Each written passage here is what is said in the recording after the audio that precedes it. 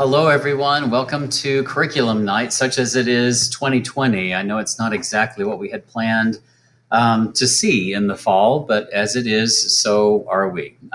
Basically, I just want to thank you guys for taking the time to be here and find out a little bit more about the AP Art History course and what's changing in 2020. Let me introduce myself. My name is Mr. Johnston, and I've been working with the art history program here since about the year 2001. So been here quite a while. Seen a lot of changes as the course has gone more global, and have been very excited to see those changes as we engage more and more cultures in the world of art. I just want to say I've really enjoyed getting to know your students so far. They've been just like rays of light to see in my classroom each and every day, wherever they are, if they're face-to-face or at home.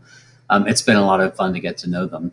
We're getting through the first round of testing, so I'm sure that tension is a bit high at the moment, but I want you to know that I'm going to do everything I can in this new situation to make sure that kids have everything they need to be successful. I'll share with you moms and dads, we've done a fantastic job in spite of the shutdown. My students on the last exam were able to up the numbers of 4s and 5s from an average of 75% of all of those students testing to 90% last year. So we're just excited and proud of our kids who perform whatever comes. They can handle it. Basically, with an AP course like this, I have to remind myself that this is an AP elective and that many of your students, many of your kids may be signed up for multiple electives. I want you to know that I really appreciate their choice to choose an elective like this one to add to their workload. So I take that to heart and I really consider what the kids are up against. So I want you to know that you have a flexible teacher here who work with you.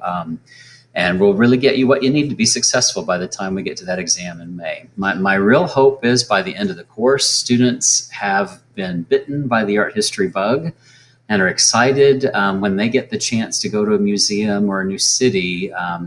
They're basically just making mental notes about what they've seen in the class and are willing to engage things they haven't seen in the class. So that's really what my hope is for them. Beyond the exam, art is just something you can always turn to when you need something to kind of get you through what you're going through. So at any rate, you guys probably now are familiar with the Canvas platform, but I wanted to show you how it was set up for kids. Still trying to work out the kinks in testing and doing everything online that we used to do face-to-face on paper.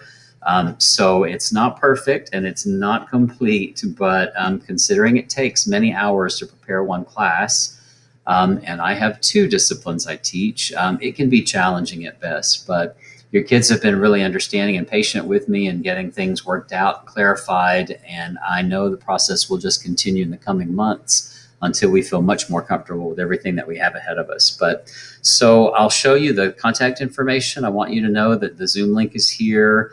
Everything we need for our student accounts is here. If you need to reach out to me through email, you've got that information here. Several of you have already joined the course as guests. That's perfectly fine. You may be getting extra emails, more emails than you wish, but I want you to know that you have that opportunity and you're more than welcome to follow along with us as we go. Zoom tutorials are by appointment 2 to 3 p.m. daily, and if you let me know ahead of time, I'm happy to be here for you. So that we can talk one-on-one. In terms of keeping track of everything that we do, I think you can have no better ally than announcements here. Teachers use this differently, I know, but this is where we find out what our homework is for the day. So by clicking here, students can find what the most latest thing is for a play-by-play, if you will. Every single day should have a post so kids can see specifically which assignments are due, and what they need to stay on top of. So modules is still not quite where I need it to be. The thinking was to try and to provide a module for every day of instruction, and that got a little unwieldy even in the first couple of days. So I've kind of revamped that to go back to the idea of each unit being a module. That means that some of these things are going to get pretty lengthy, but what you're going to see is a day-by-day approach where Unit 1, Day 1, 1.1 marks the first day of instruction. You can follow along day by day to see what's going on. The pages that are the most helpful would be the pages that have the summary and agenda on them, where you see everything in a snapshot. You basically can see homework that's due today, what our to-do list is for the day, if there are any other additional resources that have been posted, including handouts or videos. You can see some spaces are blank that still need some videos, but those are coming to help our kids out. So additional resources are here for articles, additional YouTube videos that might be interesting for kids to watch, especially if they're at home trying to do this on their own, if they're out sick, or they have to be away from class. It should all be here sequentially ready for them. Students are taking notes digitally this year, so you'll find notes along with their reading assignments. While we have a prescribed textbook, Khan Academy has been what the go-to in this crisis, so we are continuing to use that as we move forward. But this just kind of gives you an idea that everything that we're doing is coming through the Canvas platform. Students need to just kind of get in the habit of not trying to Google share or email Mr. J additional documents that have to be kept up with. It's coming to them in Canvas, and we need it to come back to campus in Canvas, so that students have a good feel for submitting these things online. This is the way they'll do it in college. This is the way that we'll do it now. So in terms of other things that we've done, basically we've done class activities and class kick.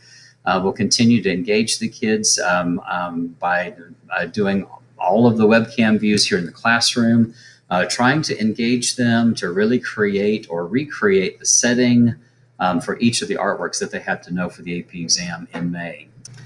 Well, true to form, guys, I would talk about art history all night if I could, but this is supposed to be just a brief, short introduction to let you see a face that goes with the name. So if you do have questions, I would encourage you to reach out and email, contact me. I'm constantly checking in to make sure that we've gotten everything covered for the kids. So I'm happy to reply to your questions. But thank you again for being here tonight. I know that you have other places you need to be as well. If you need me in the future, do email, call, do what we need to do, and make sure that you're part of our AP Art History experience. Thank you again. Have a great evening. We'll see you at some point in the future. Bye-bye.